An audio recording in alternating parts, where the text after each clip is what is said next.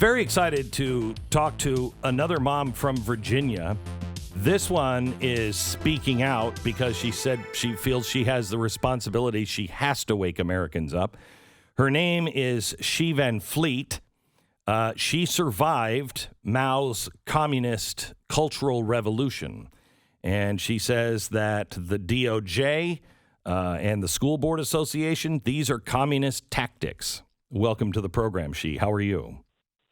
Okay. Thank you so much for inviting me to your show. You bet. You bet. First, can you tell us what it was like in Mao's communist China during the Cultural Revolution and what comparisons you're seeing? That is a long story. Okay. That takes days. Okay. Yeah. I just want to, because we don't have much time, I really just want to tell Americans that the communist infiltration in America is complete. It is absolutely everywhere, especially in our educational system. And so I see so many similarities. Let's just talk about education in particular, and the teaching of CRT, and then how the American left own our educational system. They absolutely own the teachers' union. They own our schools. They own our school board. They determine what to teach and how. And parents in China never had a say regarding education, because from day one, teachers and the parents were excluded from the education process. Everything is made on the highest level by CCP. I see the same thing happening here. The only thing is that the pandemic gave parents the first time the opportunity to see what's really taught in school. And of course, they're outraged. So that's why they're going to school board. So to me, it's like their plan was interrupted.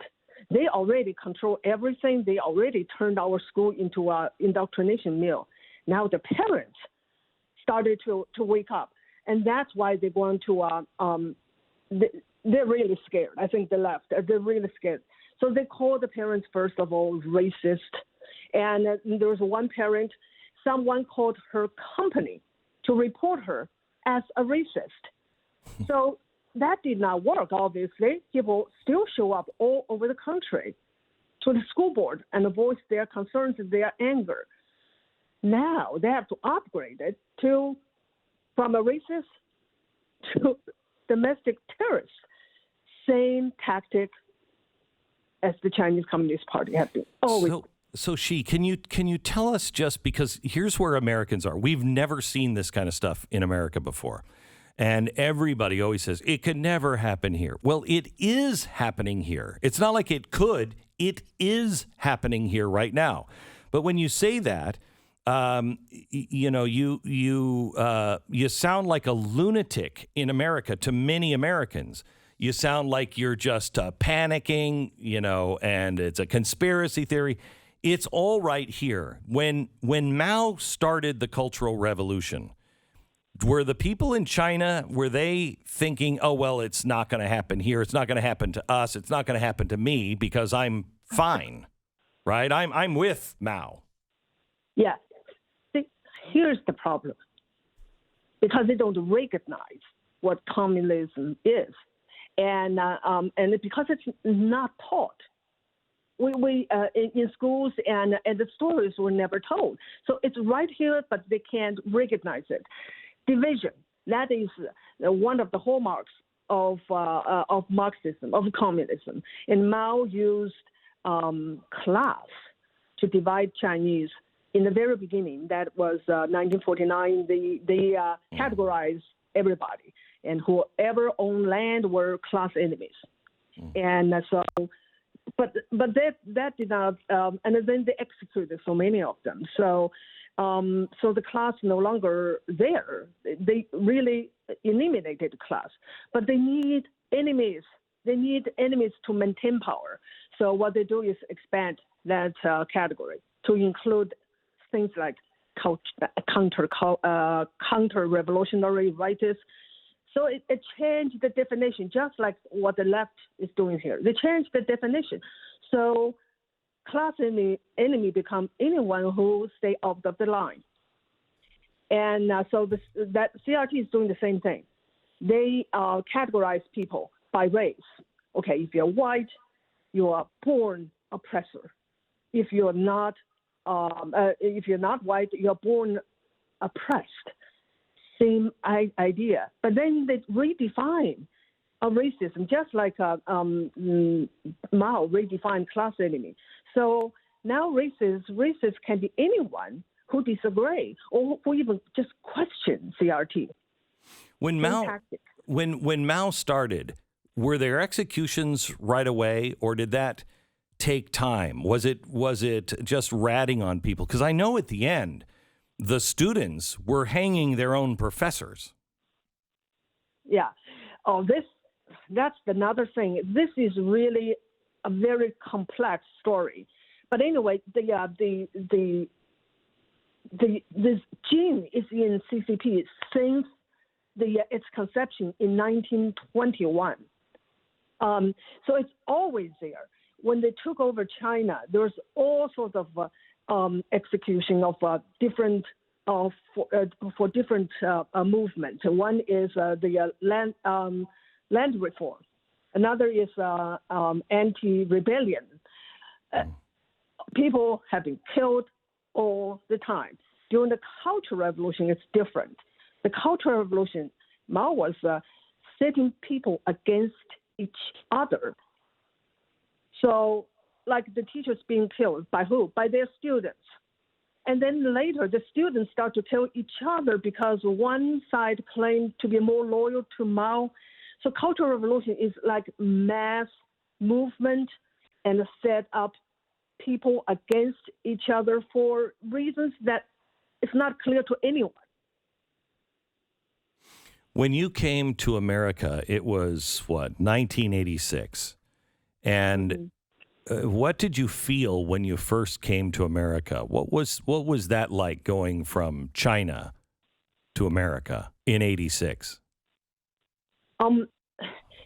It is a long time ago, but one of the things that I really remember vividly is diversity of ideas and thoughts. There's opinion of one issue from so many different sides, not just two sides. And that to me is very refreshing and intriguing because I'm just so used to one version, always one version. And there's just one correct version, that's party line. And that's what we're doing now. It's just one correct thought, way of thinking, one correct idea. You see it everywhere. You see it in media. You see it in the workplace. And to me, we regressed back to Mao's China. What should people, in your opinion, do, and how urgent is this? This, to me, is the first thing is to understand this wokeism is Marxism, is communism. I know Mark Levin called those left American Marxism. I'll call them American communism. It is so important to understand the nature of the game. The nature of the game is for the left, the radical left, and the democratic leadership to use the communist tactics for what? To gain power. That is just like Mao. When I was in the Cultural Revolution, we didn't understand what was going on. We were just in the middle of all this turmoil. It's only afterwards, and especially after I come here, when I have access of information to it, did I understand? Oh my God. All this was for one thing, for Mao to gain his absolute power. And it's happening here. To understand the nature of what we're dealing with and to expose it. And then, to me, that's what we need to do, and to organize. And one thing I have to say, Communist Party and the Democrat Party are good at one thing, organize. Mao organized the peasants. That's how he got into power. Obama organized the community. That's how he got into White House. We need to organize as well. We need to organize, and that's what's happening actually across the country. The parents are going to the school board. They are organized. And then you see the left are really scared. They are really worried, and they are desperate. That's why they want to call them domestic terrorists. So that gives me hope that we can still win. We have to. We have to. This is, it's not a left and right thing. It is a good and evil. That is absolutely what we're dealing with, good and evil.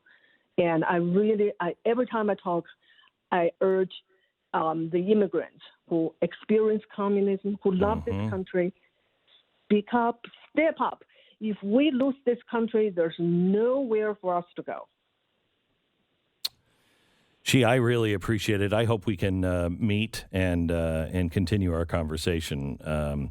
Xi Van Fleet is her name. She's in Virginia. She survived Maoist China, and she is one of the moms speaking up at the school board. God bless you. Thank you so much, Xi. Thank you. You bet. Thank you. Bye-bye.